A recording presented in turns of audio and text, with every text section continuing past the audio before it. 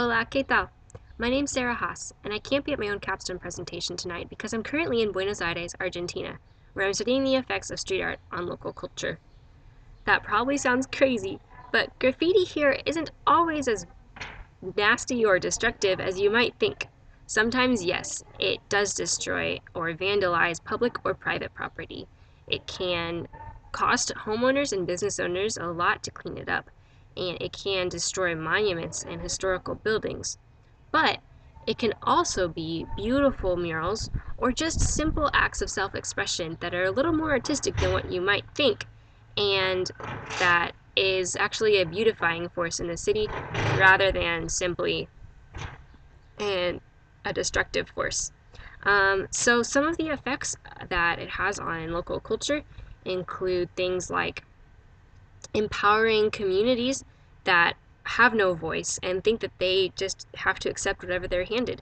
They can come together and create something and find solidarity and their identity, even, and reclaim their ability to make something of their world for themselves. That they also have a voice. That's a very one of my favorite ways that street art can impact the culture.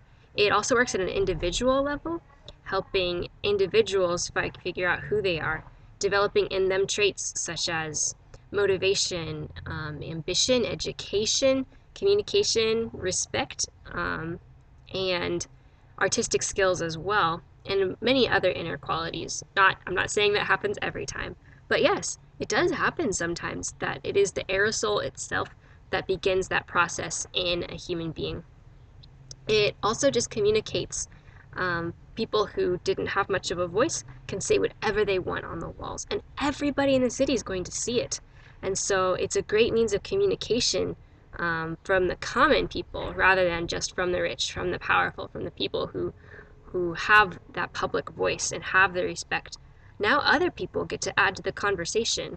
And so it causes the viewers to think and to feel things sometimes.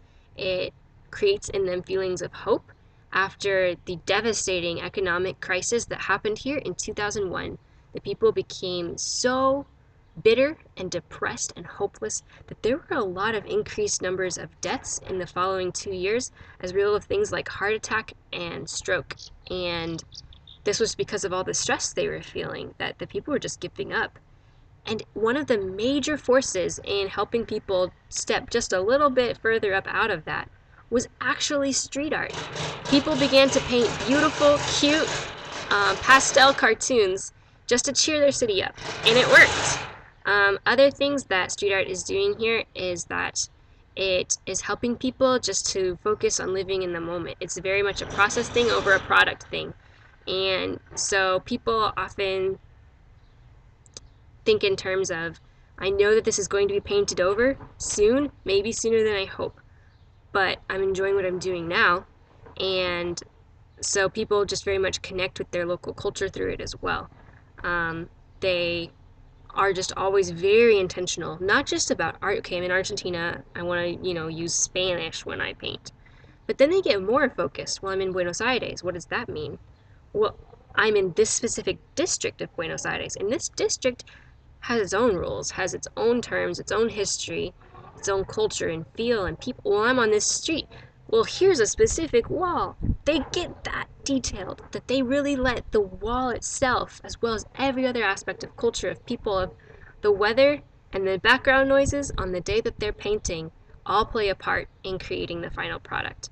And that's why it has so much power, because it doesn't just impose on the people its own agenda. Street art first listens to them and listens to them well. And it's also a genre in which the local artists here have no judgment, which is just hard to believe, and it's very beautiful. They have respect, so they'll say, oh my gosh, Jazz, he's one of the best street artists ever. He helped invent the genre. He's a master. You should see the things that guy can do with a can of aerosol. Oh, but that doesn't mean that they have to say, yeah, but Sarah Haas, have you seen the thing that she tried to paint with aerosol? Pathetic. No, I mean, I've tried painting with aerosol a few times here, legally I'll add, and it hasn't come out so good.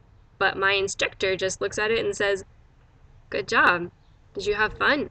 Do you like it? Yes? then good. I like it too. And that's because he, like everyone else here, sees it as something that is about the person who's doing it. That I matter more than what I painted. And that we're all in this together. Oops, High School Musical. That everybody has a role to play just in covering the walls. Because if we leave the walls as they are, whether that means that they're white or gray, just neutral, no life, no voice, void. Or if we leave advertisements, which is just the companies taking over our lives, the capitalism just defining what it means to be alive. Everything that we see is in terms of purchasing. Really? That's it? That's the only visual input the city is going to give us? No. Or if we just leave it in terms of abandonment, that walls and buildings just left, falling apart, streets covered in trash, ruins. These are the things that they don't want. And their goal is to remove those things and to replace them with life, with beauty, with voices of real people who are speaking real things. And to say, no, we're going to answer back the society we've been given. We're going to replace this decay with fresh life. And we are going to stop just being thoughtless consumers doing as we're told.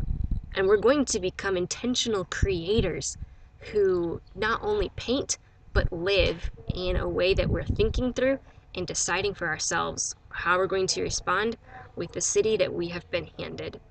So, that is a really quick summary of a lot of things I've learned. And you can see a little bit more of my project on my website, overthrowingthegray.wordpress.com. Or you can also email me at pinkandorange@charter.net to ask me for the full copy of the article that I wrote. I'll warn you, it's long. But if you want it, it's yours. Thank you so much for watching, and I will hope to be on campus during finals week, Lord willing.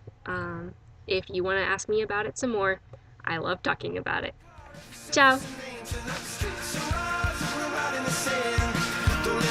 Control.